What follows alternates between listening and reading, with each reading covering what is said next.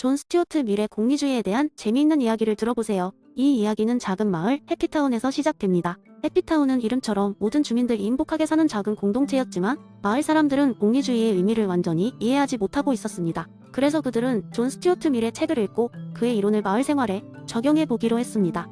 먼저 해피타운의 시장은 모든 결정을 공리주의 의원 측에 따라 내리겠다고 선언했습니다. 그는 매주 토요일마다 모든 주민들이 극장에 모일 수 있도록 무료 영화 상영회를 열기로 했습니다. 처음에는 모두 환호했습니다. 영화는 누구에게나 즐거움을 주기 때문이었습니다. 그러나 첫 번째 상영작인 다큐멘터리 지렁이의 생태학은 예상 밖의 반응을 불러일으켰습니다. 주민들이 졸거나 중간에 자리를 떠나는 일이 잦았습니다. 한편 시장은 공리주의적 접근을 강조하며 더 나은 영화를 선정하기 위해 주민들에게 설문조사를 실시했습니다. 결과적으로 사람들은 액션과 코미디 영화를 더 원한다는 것이 드러났습니다. 그래서 다음 상영작으로 유명한 코미디 영화를 선정했는데 이번에는 극장이 웃음소리로 가득 찼고 주민들은 즐거운 시간을 보냈습니다. 하지만 시장은 밀의 질적 공리주의를 잊지 않았습니다. 그는 지적이고 정신적인 쾌락 도 중요하다는 것을 알고 있었습니다. 그래서 매월 첫째 주 토요일에는 문화교양 프로그램을 상영하기로 결정했습니다. 이렇게 균형을 맞추자 연극이나 클래식 음악에 관심이 있는 주민들도 만족하게 되었습니다. 시간이 지나 해피타운은 다양한 문화 행사를 통해 주민들의 삶의 질을 크게 향상했습니다. 책 토론회, 예술 전시회, 철학 토론 등으로 주민들은 다양한 쾌락을 느끼며 더욱 풍요로운 삶을 살게 되었습니다. 이러한 프로그램들은 사람들로 하여금 단순한 육체적 즐거움을 넘어서 정신적, 지적인 성장을 경험하게 해주었습니다. 마지막으로 해피타운의 시장은 모든 정책 결정에 공리주의를 적용하기로 했습니다. 의료 서비스, 교육, 공공안전에 관한 결정들도 최대 다수의 최대 행복을 목표로 추진되었습니다. 이는 마을 전체의 복지를 상승시켰으며 해피타운은 이름에 걸맞게 모든 주민들이 실제로 만족하고 행복해진 이상적인 공동체로 발전했습니다. 이야기의 결론은 존 스튜어트 밀의 공리주의는 단순히 다수의 쾌락을 극대화하는 것을 넘어서 삶의 질을 향상하고 다양한 차원의 만족을 추구하는 것임을 보여주는 것이라 할 수 있습니다. 이를 통해 어떤 공동체든 구성원의 총체적 행복을 위한 길을 찾을 수 있음을 해피타운의 사례가 알려주었습니다. 두 번째 이야기, 옛날 어느 작은 마을에 플라톤이라는 이름의 철학자가 있었습니다. 그는 자신의 학문을 널리 알리기 위해 여행을 떠났습니다. 어느 날 플라톤은 마을 광장에서 강의를 열게 되었습니다. 사람들이 모여들자 그는 자신의 철학 중 가장 중요한 개념인 이데아론을 소개하기 시작했습니다. 여러분, 우리가 사는 세상은 마치 그림자와 같습니다. 여러분께서는 날마다 의자에 앉고 나무를 바라보며 음식을 먹습니다. 그러나 그것들은 모두 이데아라는 진정한 본질을 모방한 불완전한 모습일 뿐입니다. 모여있던 청중 중 하나가 질문을 던졌습니다. 하지만 플라톤 선생님, 저는 지금 이 의자에 앉아있는데 왜 이 의자가 불완전하다고 하시는 거죠? 제겐 이보다 더 완벽한 의자는 없어요. 플라톤은 미소 지으며 대답했습니다. 좋은 질문이군요. 이 의자가 당신에게 충분히 만족스러울 수 있습니다. 하지만 이 의자는 언제든지 부서질 수 있고 때로는 불편할 수도 있지 않겠습니까? 우리가 기억해야 할 것은 이 의자들은 의자라는 이데아의 일부분을 담고 있을 뿐이라는 것입니다. 이데아는 결코 부서지지 않고 항상 완전한 형태로 존재합니다. 그러자 또 다른 청중이 손을 들어 말했다. 그렇다면 우리가 어떻게 이데아 세계를 알 수 있을까요? 그것이 진정한 지식이라면 우리는 그 이데아를 볼 수 있어야 하지 않나요? 플라톤은 조금 신비로운 표정으로 대답했습니다.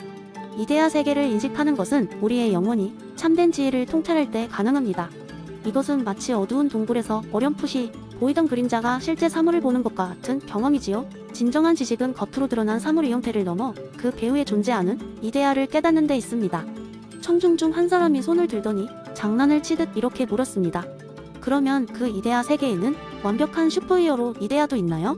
언제나 세상을 구할 준비가 된 그런 슈퍼히어로 말입니다. 플라톤은 호탕하게 웃으며 대답했습니다. 물론이죠. 그 또한 완벽한 정의와 용기의 이데아를 지닌 존재일 것입니다. 그러나 우리가 그를 기대하느니 우리의 내면 속에서 정의와 용기의 이데아를 발견하는 것이 더 중요하답니다. 그날의 강의를 마치고 플라톤은 마을 사람들과 함께 저녁 식사를 하며 더욱더 많은 이야기를 나누었습니다. 그의 이야기는 사람들에게 큰 영감을 주었고 그들은 저마다 일상의 삶 속에서 이데아를 찾아보려는 노력을 기울이게 되었습니다. 그 작은 마을은 이후로도 철학의 중심지가 되었고 사람들은 플라톤의 가르침을 통해 일반적인 사물 속에 숨겨진 깊은 의미를 발견하려 했습니다. 이렇게 플라톤은 자신의 철학을 통해 세상을 바라보는 관점을 변화시키는 데 성공했으며 그의 이데아로는 앞으로도 사람들에게 진정한 본질을 찾는 여정을 선사하게 될 것입니다. 세 번째 이야기, 옛날 옛적 아테네의 중심부에는 소크라테스가 운영하는 작은 철학 학교가 있었습니다. 이 학교에는 세 가지 규칙이 있었는데 첫째는 질문을 두려워하지 말 것, 둘째는 대답을 과신하지 말 것, 그리고 셋째는 자신의 무지를 인정할 것. 이를테면 이곳은 무지의 지혜의 위대함을 깨달을 수 있는 장이었으니 학생들은 누구나 자신의 무지를 깨닫기 위한 여정을 떠나야 했습니다. 어느 날 이 학교에 아리스토라는 점고재능 있는 수재가 입학하게 되었습니다. 아리스토는 이미 수많은 학문에서 우수한 성적을 거두었고 자신이 알고 있는 것에 대한 자신감이 대단했습니다. 그는 어깨를 으쓱이며 소크라테스에게 다가가 말했습니다. 현자 소크라테스, 저는 이미 많은 것을 알고 있습니다. 더 배울 게 있을지 모르겠군요. 소크라테스는 미소를 지으며 대답했습니다. 아리스토, 너는 아마 많은 것을 알고 있을지도 모른다네. 그러나 시험을 하나 해보자고. 이 병 속에 든 물고기의 종류를 맞춰보겠나?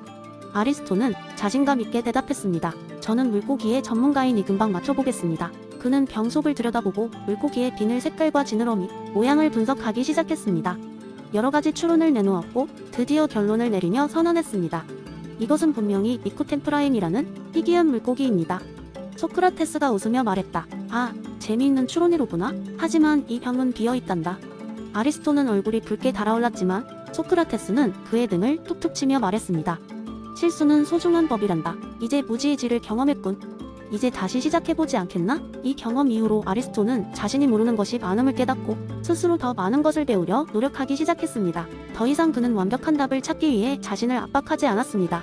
대신 그는 질문하는 법을, 그리고 대답을 과신하지 않는 법을 배웠습니다.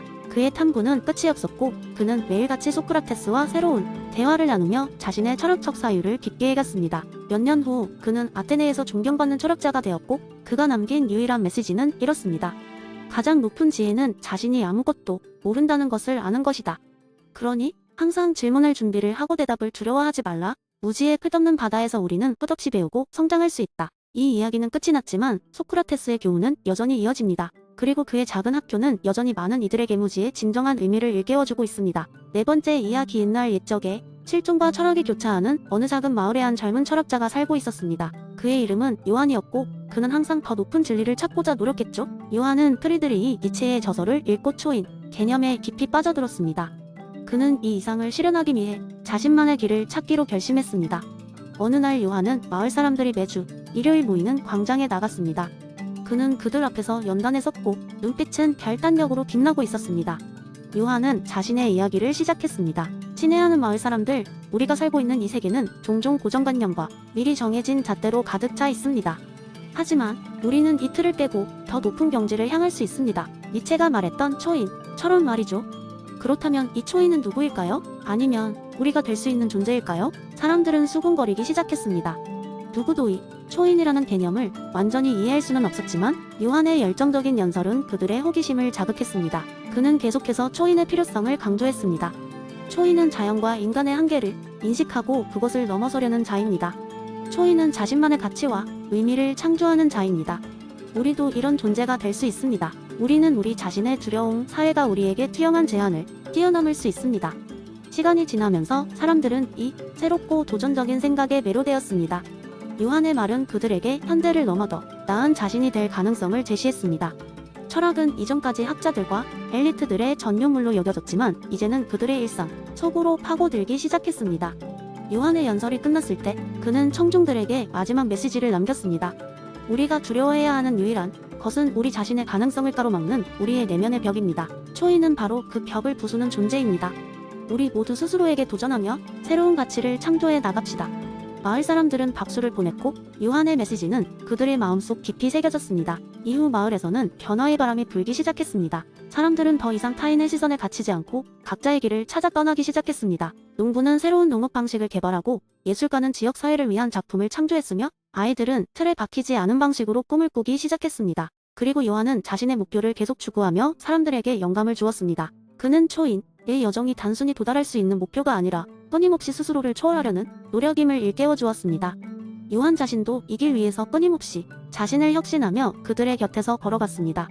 이렇게 해서 초인의 개념은 단순한 철학 이상이 것이 되어 마을 전체를 변화시켰고 각 개인에게 잠재된 가능성을 실현할 수 있는 용기를 심어주었습니다. 요한의 이야기와 초인에 대한 비전은 세대에서 세대로 전해지며 계속해서 변화를 일으켰다고 합니다.